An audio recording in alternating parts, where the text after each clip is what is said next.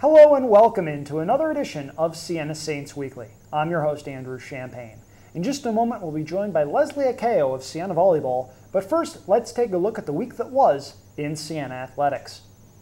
Women's soccer made it 2 in a row Sunday, going on the road to top the Temple Owls 3-1. Lindsay Tagus scored 2 goals in the win, while Caitlin Cahalan completed a 6-point week that got her MAC Offensive Player of the Week honors.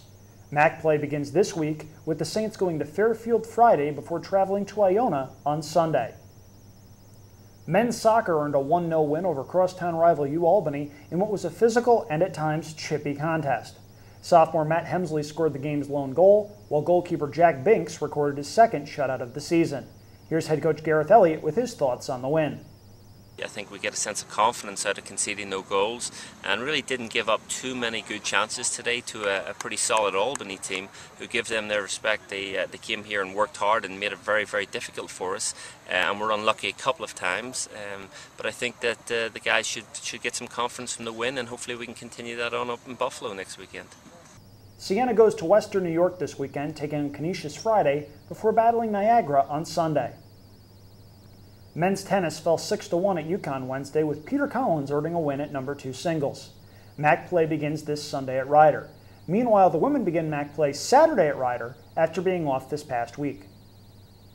Field hockey dropped 2 more games this past week, losing 8-0 against number 16 UAlbany Wednesday before falling 4-1 at Vermont on Saturday. They travel to Lehigh on Wednesday before playing St. Joseph's on Sunday in a neutral site game at UAlbany's alumni turf field.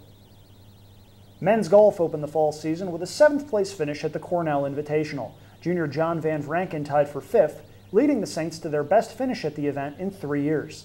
They'll go to New Jersey for this weekend's ECAC Division I championships.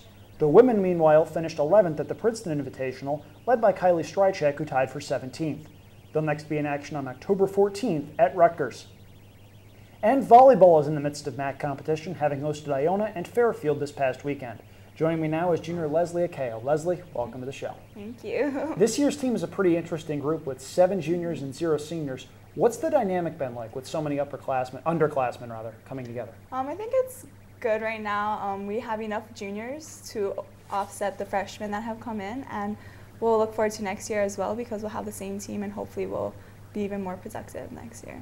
Several freshmen have already earned spots in the rotation. Given that this year's team is going to be the same one that you're trotting out in 2012, as you mentioned, how helpful is it for the younger players to start getting some experience as early as possible? I think it's very helpful. Game situations are much different than practice, and the more experience they get in games is what we need because it'll help us definitely in the future, even for this season.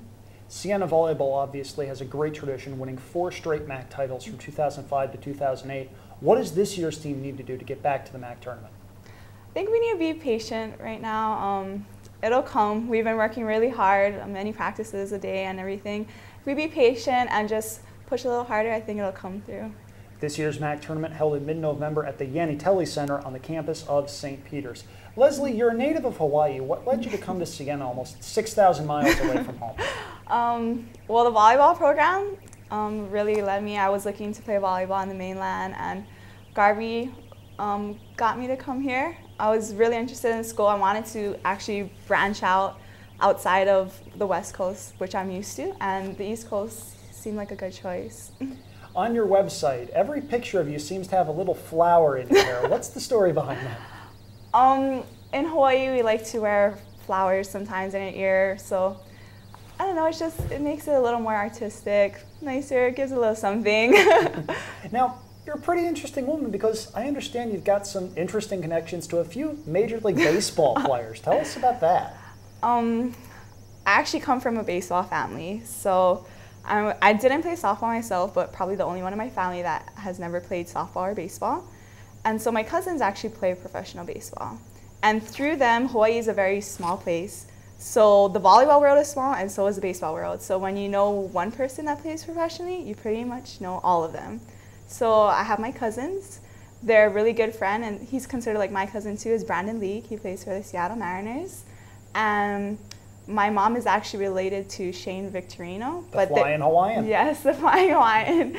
And yeah, he's from Maui. That's why my mom is from Maui. So my family on Maui all know his family in Maui. And they know my cousins, and everybody knows each other, so connections, I guess. That's got to be really cool seeing people you know succeed on the biggest stages possible. Yeah, it is. I love to go and try and watch them, especially since I'm up here. Don't have to pay for a flight, so I'll call them up if they're in the area and see if I can go to some games. Plus, free tickets, I'd imagine, are a possibility, yeah, too. That's incentive, cool. yeah. All right, lightning round time here, Leslie. Here we go. Your favorite movie? A couple, the Rush Hour series and Replacements. Football movie, really funny. Pain heals, chicks dig scars, glory lasts yes, forever. Best yes. advice I have ever Shane heard. Falco.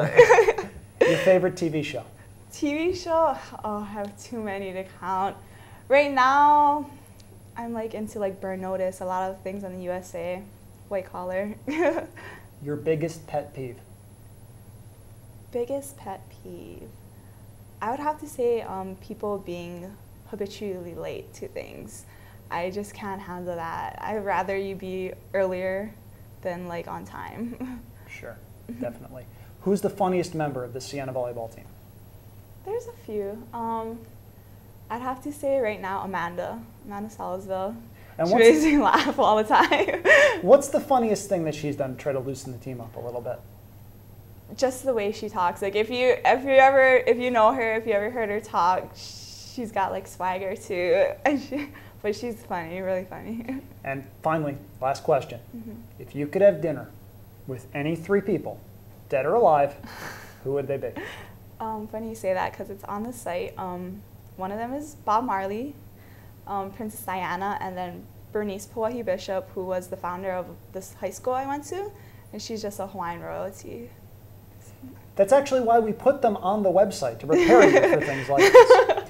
Well, that's going to do it for today. I'd like to thank Lesli Akeo for stopping by. The Saints will be in action Thursday night at home against Marist. If you can't make it to the Arc, you can watch live online at SienaAllAccess.com, starting with the pregame show at 6:45 p.m. I'm Andrew Champagne, and I'll see you next week.